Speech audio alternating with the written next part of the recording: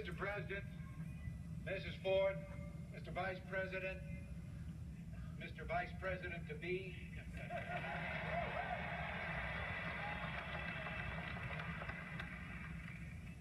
the distinguished guest here, and you, ladies and gentlemen.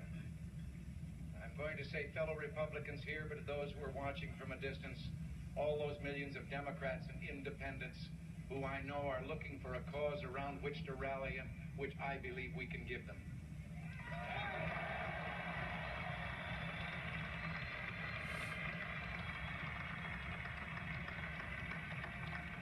Mr. President, before you arrived tonight, these wonderful people here, when we came in, gave Nancy and myself a welcome. But that, plus this, plus your kindness and generosity in honoring us by bringing us down here, will give us a memory that will live in our hearts forever.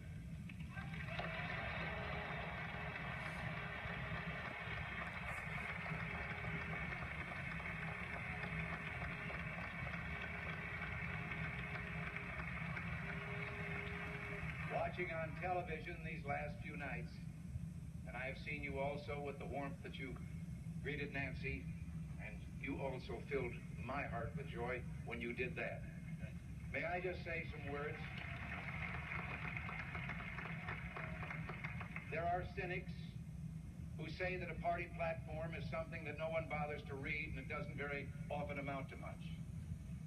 Whether it is different this time than it has ever been before, I believe the Republican Party has a platform that is a banner of bold, unmistakable colors with no pale pastel shades.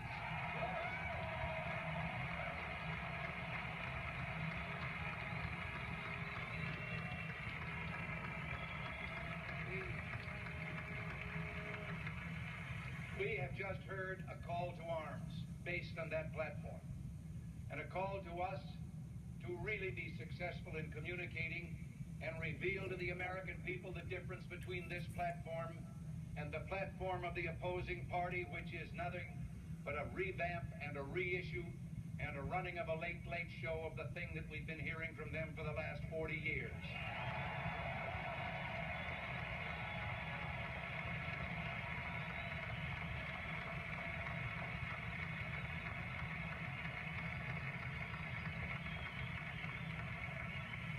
If I could just take a moment and I had an assignment the other day.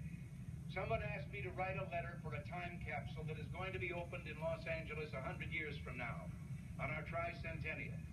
It sounded like an easy assignment. They suggested I write something about the problems and issues of the day, and I set out to do so, riding down the coast in an automobile, looking at the blue Pacific out on one side and the Santa Ynez Mountains on the other, and I couldn't help but wonder if it was going to be that beautiful 100 years from now as it was on that summer day. And then, as I tried to write, let your own minds turn to that task. You're going to write for people 100 years from now who know all about us. We know nothing about them. We don't know what kind of a world they'll be living in. And suddenly, I thought to myself, if I write of the problems, they'll be the domestic problems of which the President spoke here tonight.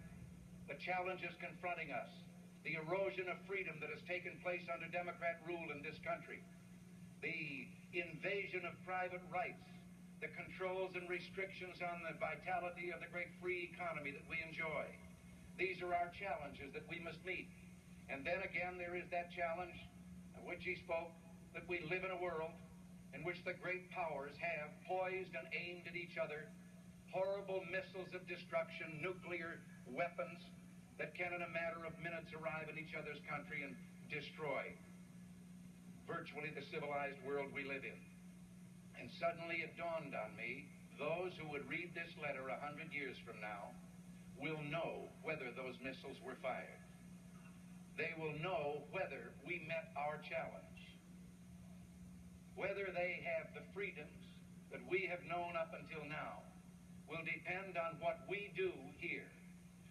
Will they look back with appreciation and say, thank God for those people in 1976 who headed off that loss of freedom, who kept us now 100 years later free, who kept our world from nuclear destruction? And if we failed, They probably won't get to read the letter at all because it spoke of individual freedom, and they won't be allowed to talk of that or read of it. This is our challenge, and this is why, here in this hall tonight, better than we've ever done before, we've got to quit talking to each other and about each other and go out and communicate to the world that we may be fewer in numbers than we've ever been, but we carry the message they're waiting for. We must go forth from here united, determined that what a great general said a few years ago is true. There is no substitute for victory. Mr. President,